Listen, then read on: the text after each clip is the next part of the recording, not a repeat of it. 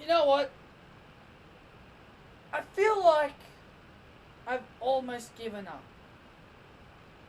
Honestly. That's just how I feel. I feel like giving up. But at the same time, no matter what I say, people just brush it off as like they just don't care. Whatever they say stands. And honestly, that's something I do not take. You see,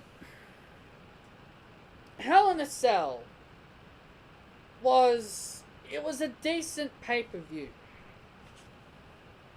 But apparently a 10, 11, 20, or maybe even a 13-minute match isn't enough to excite fans anymore. They only enjoyed 2 matches at the event, which was Shane and Owens, the Sami Zayn shocking heel turn, and even the Usos and New Day. That was the only match they enjoyed, but everything else was bad. Jinder Mahal and Nakamura is understandable. But the Charlotte-Natalia match was actually good. The US title match I thought was good. And what do you know? Now, this video isn't directly about Hell in a Cell. This video is directed at all of you. Yes, the fans. The internet. The internet. Now, I've been putting up with the internet long enough. I've been vocal about everything I have been saying. I have been very, very vocal. I've said what I've wanted to say. But I think at this point in time, I feel like the internet just do not get it. People whine about the Natalia-Charlotte match. Oh, the SmackDown women's division is trash. Really? Really? Why is that? Well, I'll tell you why. Because Raw keeps hogging the wrestlers. They want Asuka. They want Bayley. They want Sasha. They want Alexa. They want Mickey. They want Nia. Raw hogs everyone. So Emma can easily come to SmackDown. Emma should be easily one person to come to SmackDown. Because SmackDown can surely save her career. So you're telling me Paige isn't good enough? Paige has been added to the SmackDown roster. Because there's reports going around she'll be appearing on SmackDown. Cool. Another fresh new talent added to the roster. Oh, but the women's division will still be trash. Will still be trash. Right? It will still be trash even with Paige. Give me a break. Ugh. I've also got to talk about this. I got to talk about my favorite word that gets uttered by the internet all around the world. Buried. My favorite word. Every time I hear that word, it just makes me angry. It does. Because I'm tired of it. Who came up? Who? Who came up with that term buried? Who was the flog on the internet who started that word? Probably bet it was JD. Probably bet JD started that, and everybody just started to like, yeah, that's a good way to explain somebody who doesn't get a push and loses to veterans. All young talents who lose to veterans like Randy Orton and John Cena, they get buried.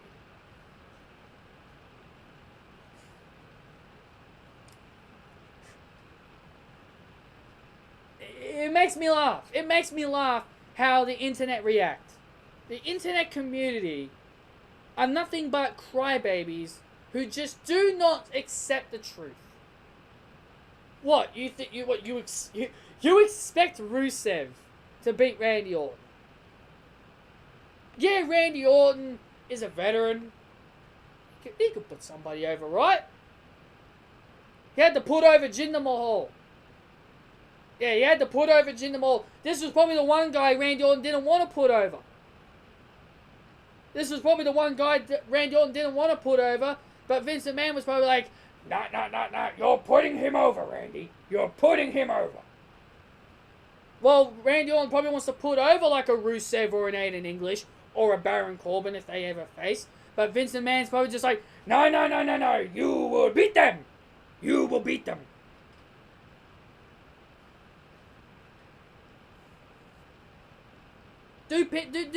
I would love anyone from the wrestling community to go into WWE headquarters or even go to a WWE event, be backstage, and see what it's like to be in a backstage with wrestlers. I guarantee you it will not be what you think. It will not be what you think.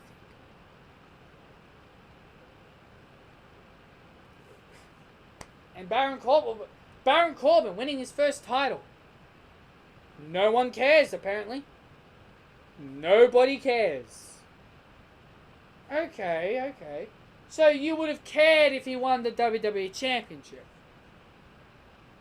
You would have cared if he cashed in his Money in the Bank and became WWE Champion.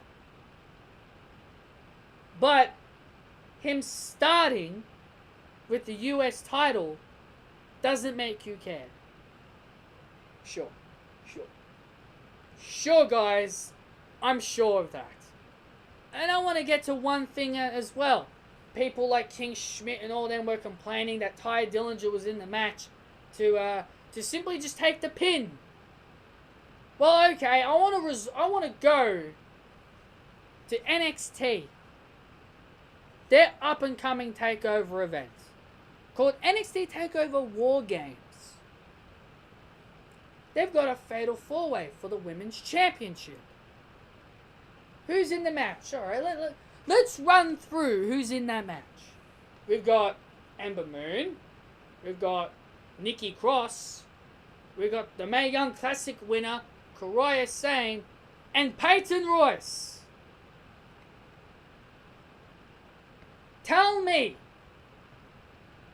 You tell me, who is going to take the pin? Peyton is! She's only in that match to take the pin. I don't expect her to win at all. But of course it's NXT. NXT, the most loved brand in professional wrestling on the internet. I don't know why you people love NXT. What, do you enjoy predictable winners? You hate it when it's Raw and SmackDown, but when it's NXT, oh, you cream your pants. You cream your pants. You get so excited. Drew McIntyre winning, some people were like, oh, when Drew McIntyre won the NXT Championship, they thought it was shocking. I didn't. It was predictable. It was predictable. Some people thought that was a shocking win. Nobody thought Drew was going to win. Well, I knew Drew was going to win.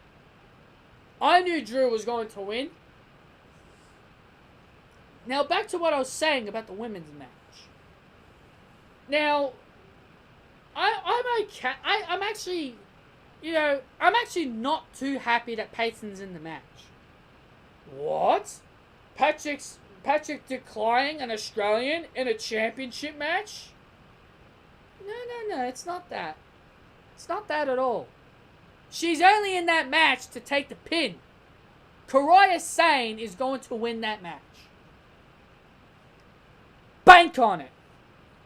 Kairi Sane is winning that match, and she's going to pin Peyton Royce. She's not going to pin Ember Moon. She's not going to pin Nikki Cross. She's going to pin Peyton Royce. I'll be amazed if Peyton Royce does not take the pin in that match. People always like to... people were complaining that Tye Dillinger was the eater of pins. Well, I believe Peyton Royce is. I mean, look at the last Fatal 4-Way they were in. Peyton and Billy, they were taking on Nikki Cross and Asuka. I believe it was at the Royal Rumble. The Royal Rumble's takeover in San Antonio.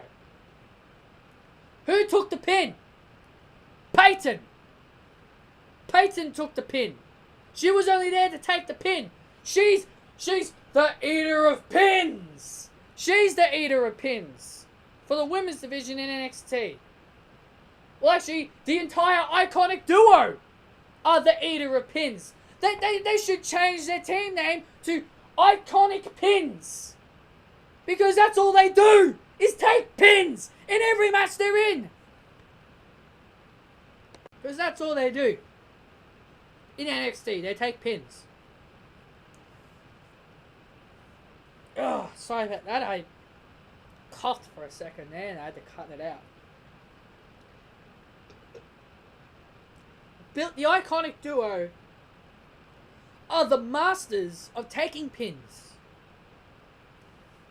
I'm pretty sure there are people who watched that NXT when Peyton and Billy were in a 2-on-1 handicap match against Ruby Riott. Right? Normally, the 2 can beat the 1, right? Remember when Roman Reigns took on Chris Jericho and Kevin Owens? For the United States Championship, the 2 beat the 1. But of course it's the main roster. It's the main roster. People go, the internet fans say, so Jericho and Owens can't beat Roman Reigns by himself. By themselves. Are you going to say the same thing here? I bet not. I bet not. Because it's NXT, oh, you're going to love it. 2 girls can't beat 1. Peyton and Billy couldn't even beat Ruby Riott. And of course there's going to be people saying, oh, but that made sense. They bullied Ruby Riott. Really? They bullied Ruby Riott. What for? Her tattoos? They made fun of her tattoos and her earrings and how she looks? Is that why Billy and Peyton should take the pin? Please, guys. Billy and Peyton should have won that 2-on-1 handicap match. The people are always like, the 2 should always beat the 1. But when the 2 can't beat the 1, that makes the 2 weak. So that makes Billy and Peyton look weak, considering they can't beat 1 person. Nikki Cross got involved in the match. Yeah, sure, Nikki Cross got involved in the match. But that still shouldn't make a difference. Billy and Peyton should be able to beat Ruby Riott 2-on-1. I bet if Brock Lesnar versus 10 people, Brock Lesnar would beat them. You could probably put 10 of the best wrestlers up against Brock Lesnar. You could get Roman, Cena, Seth, Dean, Nakamura, Jinder, Owens, Zayn, everybody. You could put all the best wrestlers up against Brock Lesnar in a 10-on-1 handicap match, and Brock Lesnar will still win. And then you people are going to say that these 10 guys couldn't beat 1 Brock Lesnar. It doesn't make sense. The one that has the advantage must win. So do you expect me to take Peyton seriously if her and Billy Kay can't beat Ruby Riott in a handicap match? Of course Peyton's only there to take the pin. And people were bitching and whining about Tye Dillinger being in the match to take the pin. Calm down, guys. Tye Dillinger is going to be chasing the United States Championship. Let's talk about other things. Maybe we should talk about Steroids Mahal. He has automatically become the Roman Reigns of SmackDown Live. Maybe they should change his name to Roman Mahal or Jinder Reigns. Because apparently Shinsuke Nakamura can't handle one class. He can survive muscle busters. He can survive glorious DDTs. He can survive all sorts of crazy moves. He can survive attitude adjustments. He can reverse RKOs. But when he goes up against a class, he can't kick out. This makes me laugh in a way, but not in a good way. I laugh in a bad way. I laugh in a bad way because it's hilarious how WWE books Shinsuke. Like when he versus John Cena, he kicks out of attitude adjustments. And when he versus Randy Orton, he reverses RKOs like a crazy madman. And he comes up with cool ways to counter the RKO. But when he versus Jinder Mahal, he's no match for the class. I just find that hilarious. For whatever reason, even though I shouldn't laugh, but it is. It's just funny. In a bad way. It's funny in a bad way. So what's going to happen when Bobby Roode one day fights Jinder? Is Bobby Roode going to do the glorious DDT and Jinder Mahal's going to kick out?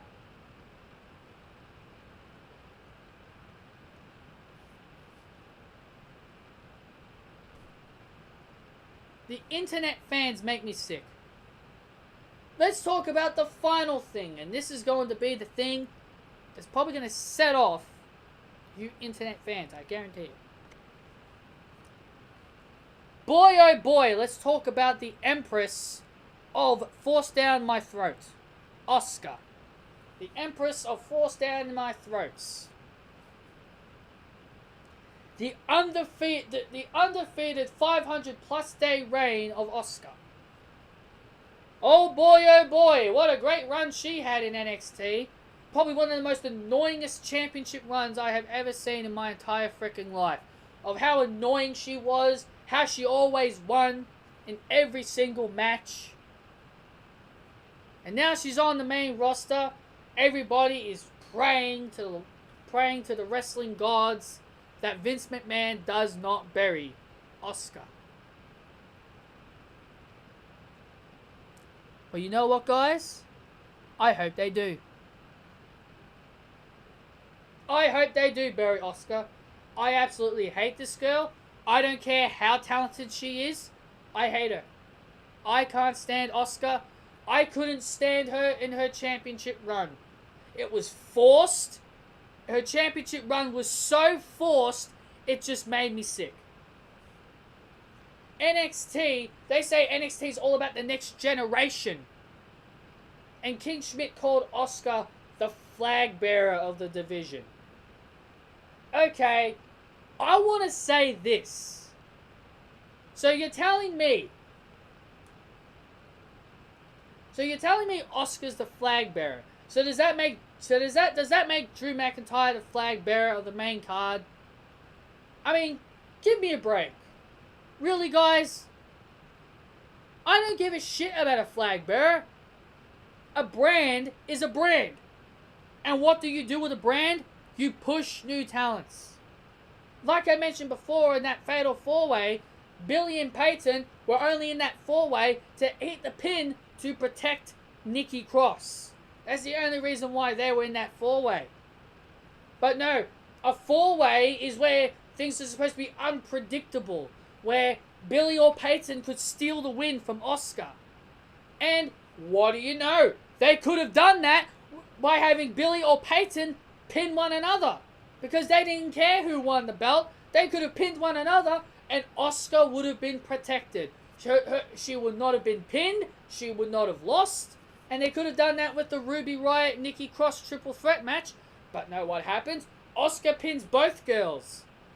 So are you telling me, out of all the times that you had attempt to have Asuka lose the title in those matches, but to avoid to make her not get pinned, you're telling me you never went down that route? It's like WWE, or sorry, I should say NXT, Triple H, sorry. WWE doesn't give a shit about NXT. Can you imagine what would have happened if WWE, Vince McMahon, had control over NXT?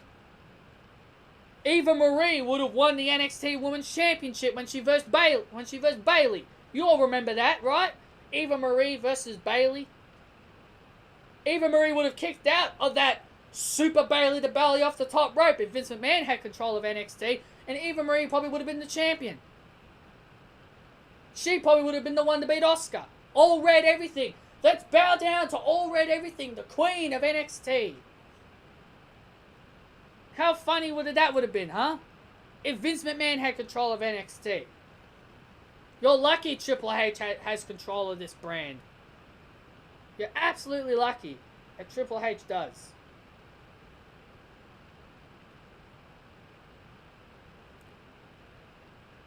And I don't care if you people think of what I'm about to think. I hope Asuka gets buried when she arrives to the main roster. I want to see her buried within the first few months of being on the main roster.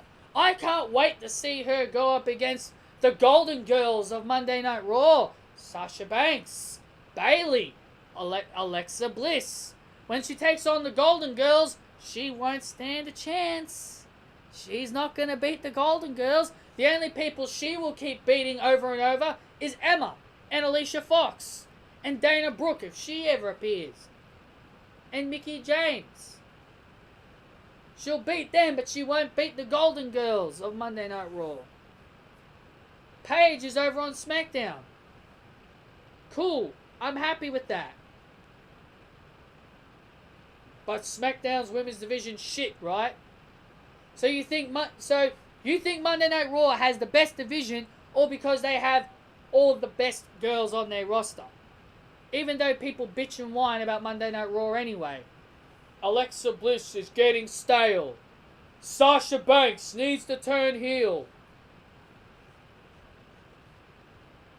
I don't get it.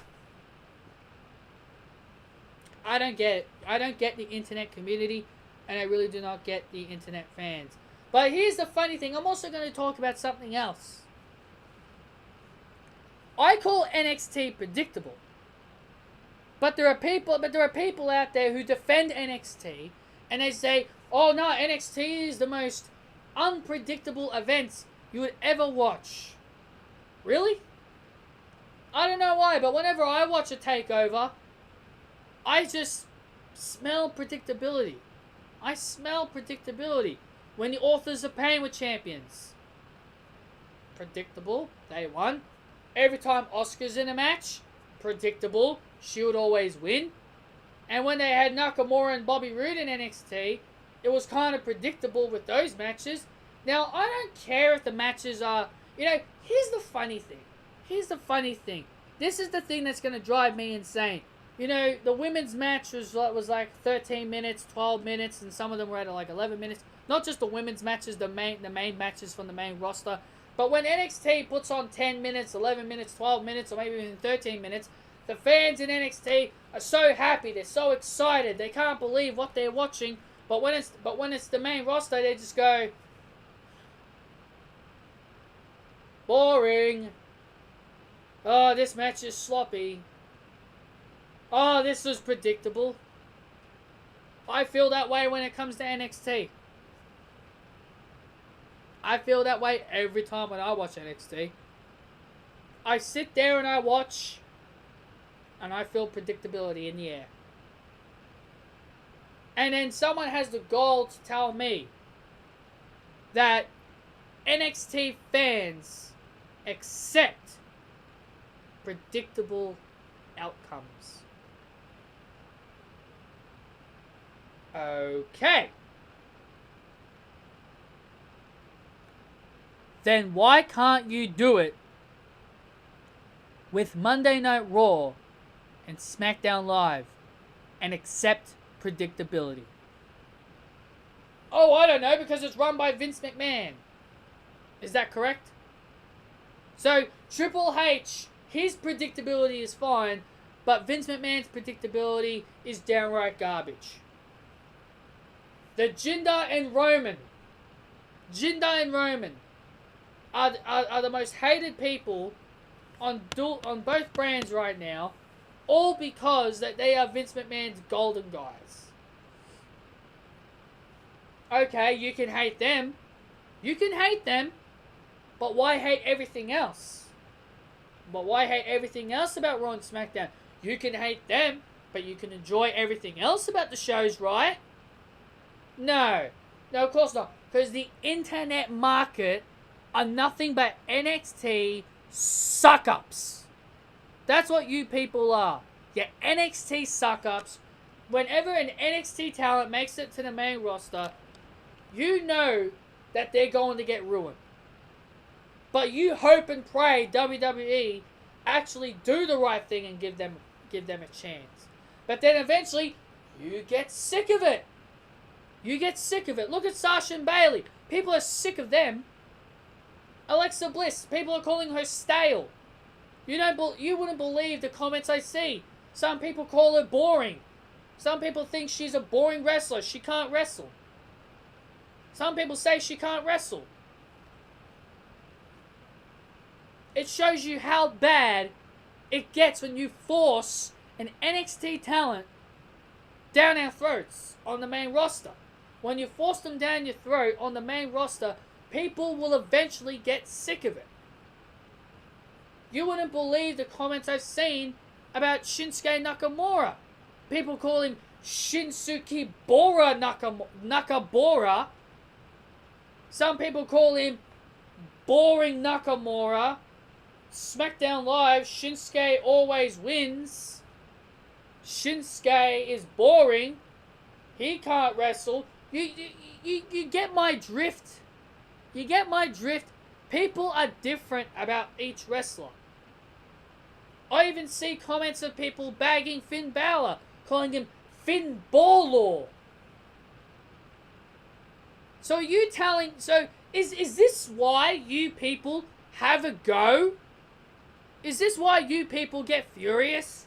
Because the main roster people can't click with the guys that you've enjoyed watching in NXT. While when Eva Marie was around wrestling, people like me and a lot of other people actually wanted to praise her and give her a chance. We wanted to see her try and improve, but everybody, all they wanted to do was to bash on her and hate on her because she was a bad wrestler. In my opinion, her match with Bayley, that NXT match, I said if what would have happened if Vince McMahon had control over NXT, that match that Eva Marie had with Bayley, I don't care what you people think. I thought Eva Marie looked absolutely great in that match. She looked great in defeat. She actually had some good chemistry with Bayley. Bayley actually helped her in that match. Regardless what you people have to say about it. Hey, I was like everybody else. I thought Eva Marie was trash back when AJ Lee was wrestling.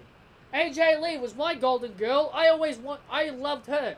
I didn't care about anybody else. But when AJ Lee retired, I wanted to try and be more, different. I wanted to try and expand myself. Try liking more than one person. But for whatever reason, the people I like, people just want to have a go at me for. Oh, I like Eva Marie. I like looking at her fake tits or something. Or her fake ass or something. I mean, really? Is this what this is all about? Because Eva Marie's got a good-looking body. I like her because she's got a good-looking body. It's funny how people in this world are like. It's funny what these people are like. So you telling me you like Alexa Bliss or you like Sasha Banks because they've got nice asses or they've got nice tits? They're freaking women's wrestlers. They're there to be liked as wrestlers, not to be looked at with their body parts. Yeah, if they're hot and they're beautiful, sure, go ahead. But there's no need to comment saying, you got a nice ass, or something like that. The internet community is so disgusting and dirty, I don't even like replying back. I've had so many incidents with the internet community that people attack me because I'm being different. I'm being different. And people attack me. If people like King Schmidt want to know why I'm being so aggressive towards the people in the internet community, now you know why. I've become a victim of all the people on the internet who want to have a go at someone like me who wants to be different and wants to try and be completely different about other people. I did the very best I can to be completely new and completely different and refreshing. I've tried my best to be different. I've wanted to be different. Being different is important to me. Me being the same like JD and King Schmidt, hating the same people, being opinionative about the same things, Rusev getting quote unquote buried. No, I want to be different. I want to be different about all the things I do. Hopefully you people understand where I'm coming from in this video. Sure, you people might be angry about the things I'm going to say in this video, but this is how I feel. This is how I feel about the internet community on YouTube. Some people probably say, quit YouTube then if you can't handle it. Quit YouTube because I can't handle the abuse? Why would I quit at something I love? I've always wanted to come on here, on YouTube. Do you want to know what inspired me to come on YouTube and be entertaining? Now, I'm not sure if people on here watch Let's Players, but I watched a Let's Player by the name of Chugger Conroy. Watching his videos inspired me, because I was like, I'm a big gamer. Why can't I make videos? Why can't I go on YouTube and be entertaining? Now, the only reason why I haven't made video game gameplay is because I don't have a good quality camera. As you can tell, I've got no mic. You don't see a mic in front of me. The computer, the camera you're seeing before your face is not a real camera.